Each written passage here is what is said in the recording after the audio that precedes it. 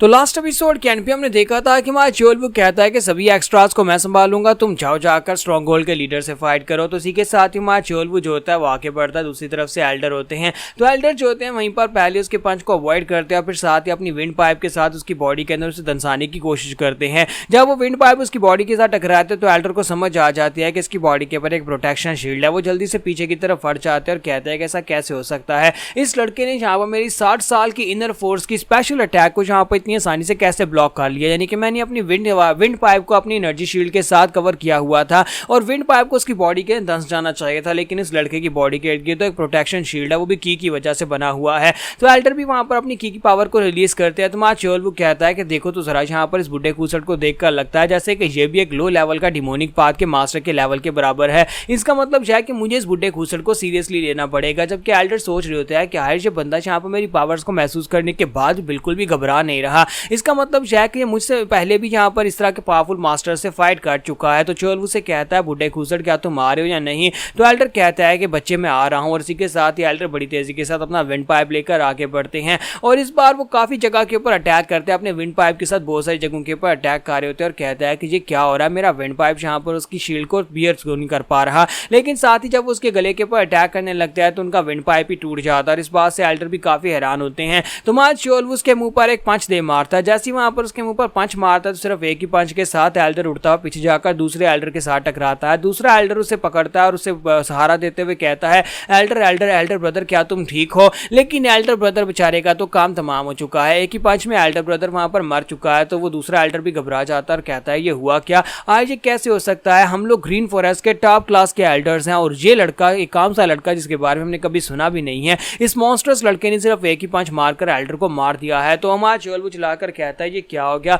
लगता है कि मुझे जंग लग गया है। तो वो सामा जोन से कहता है कि ब्रदर तुम्हें क्या लगता है, उस बुड्ढे खूसट का पाइप जहाँ पर मेरी एनर्जी शील्ड के अंदर घुसने ही वाला था, क्या यहाँ पर मेरी एनर्जी कम हो गई है या फिर मुझे जंग लग गया क्योंकि मैंने काफी अर्से से फाइट नहीं की। तुम्हारा जोएल से हमारा सामा जोन से कहता है कि हाँ तुम्हें जंग लग गया है। तो इसी के साथ ही हमारा जोएल कहता है कि मुझे लगा ही था। जोएल कहता है मुझे लगा ही था कि उन पिग्स को मार मार कर जो मैं प्रैक्टिस करता हूँ उसकी वजह से मैं यहाँ पर बेहतर नहीं बन रहा, बल्कि मुझे जंग लगता जा रहा है, मैं कमजोर होता जा रहा हूँ। मुझे अपने आप को स्ट्रॉन्गर बनाने के लिए प्रैक्टिस करते रहना होगी और उसके लिए मुझे यहाँ पर इंसानों की जरूरत है जिनके साथ मैं प्रैक्टिस करके फाइट कर सकूं। तो इसी के साथ ही हमारा जोएल सीरियस होकर कहता है कि ठीक है तुम सभी लोग एक साथ आ जाओ ताकि मैं अपने आप को साबित कर सकूं कि मुझे जंग नहीं लगा। तो इसी के साथ ही एल्डर्स जो होते हैं वहां पर सोच रहे होते हैं कि अपन लोग यहाँ पर क्या करेंगे। तो एल्डर कहता है कि मैं यहाँ पर इसके ऊपर अटैक करके ओपनिंग क्रिएट करूंगा, तुम सभी लोग मिलकर अटैक करना। हालांकि यहाँ पर हम लोग म्यूरियम के रूल की खिलाफ वर्जी कर रहे हैं, लेकिन इस जैसे ओपोनेंट को मारने के लिए रूल्स की धज्जियां उड़ाई जा सकती हैं। तो एल्डर आगे बढ़ता है और हमारे जोएल को पंच मारने लगता है, लेकिन जोएल उसके पंच को अवॉइड करते हुए उसके मुंह पर पंच दे मारता है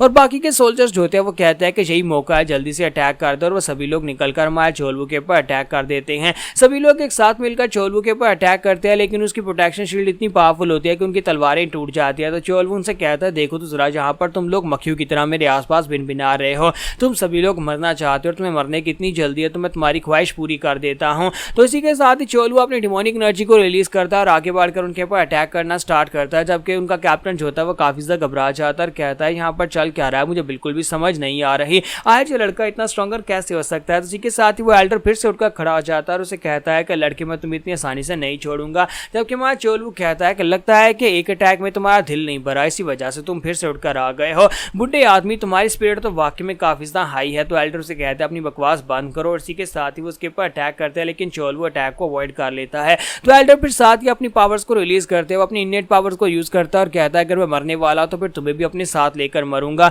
तुम्हारा जोएल कहता है ये हुई ना बात, तुमने यहाँ पर अपनी फुल पावर्स को यूज किया, मुझे इस बात की बहुत ज्यादा खुशी है। चलो देखते हैं किसका पंच हैवी है। दोनों एक दूसरे के साथ अपने पंचेस को टकराते हैं, वहां पर जबरदस्त प्रेशर निकलता है। जब वहां पर पंचेस को टकराते हैं तो हमारा जोएल आगे बढ़कर उसके एक जबरदस्त पंच मारता है और एक ही पंच के साथ एल्डर को मार डालता है। जबकि वहां पर से जो शॉक वेव्स निकलती होती हैं वो कैप्टन के तक भी पहुंचती है और कैप्टन जो होता है वो जंप करते पीछे जाकर पिलर के साथ लग जाता है। तो हमारा जोएल से कहता है कि देखो तो जरा तुम जहाँ पर अपने आप को इनके कैप्टन या फिर चीफ इंस्पेक्टर जो भी कहते हो, लेकिन तुम यहाँ पर बहुत ही घटिया हो। जोएल आगे बढ़ता है, जाकर उसके चेहरे पर हाथ रखता है और उसे कहता है कि अब तुम्हें भी यहाँ पर मरना होगा। जबकि वो लड़का उसे कहता है कि मैं यहाँ पर 18 माउंटेन फोर्ट्रेस का मास्टर जो है वो मेरा फादर है और तुम अगर मुझे मार डालोगे तो वो तुम्हें नहीं छोड़ेंगे। हमारा जोएल जो होता है वहां पर उसे मार डालता है और कहता है अपनी बकवास बंद करो, हमें यहाँ पर इस बात से फर्क नहीं पड़ता कि तुम्हारा बाप कौन है। और दूसरी तरफ वो अपने एक कैप्टन से कहता है कैप्टन मैंने यहाँ पर अपने काम को पूरा कर दिया, अब तुम्हारी बारी है। तुम्हारा चोलवू से कहता है कि हाँ अब यहाँ पर सिर्फ और सिर्फ एक ही बचा है। तो उसके सामने वहाँ पर गोल्डन टाइगर खड़ा होता है और हमारा चोलवू कहता है कि अब यहाँ पर सिर्फ यही एक बचा है और इसको ठिकाने लगाना। जबकि गोल्डन टाइगर सोच रहा होता है कि ये लोग कुछ ज़्यादा ही खास मार्शल मास्टर लगते हैं, मुझे यहाँ से भागकर जाना होगा। हाँ मुझे पता है कि मेरे ग्रीन फॉरेस्ट के लोग मारे जाएंगे अगर मैं यहाँ से भागकर जाऊँगा, लेकिन मैं भागकर जाऊँगा तभी तो जाकर दोबारा से ग्रीन फॉरेस्ट को खड़ा कर पाऊंगा और मेरे बचने के लिए यहाँ पर इन सभी को सैक्रिफाइस देना पड़ेगा।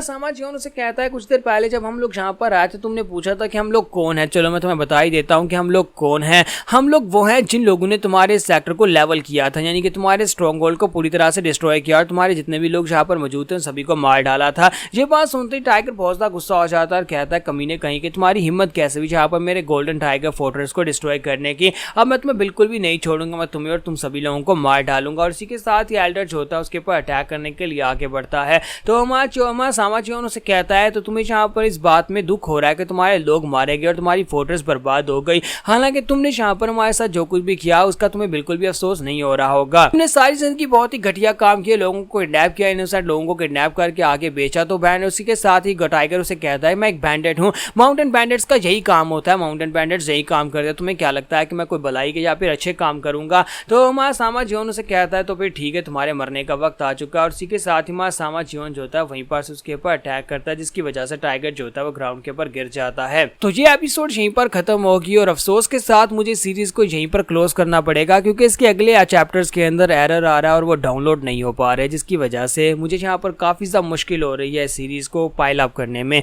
तो कल से एक नई सीरीज लेकर आता हूँ जिसके चैप्टर्स कंप्लीट हों।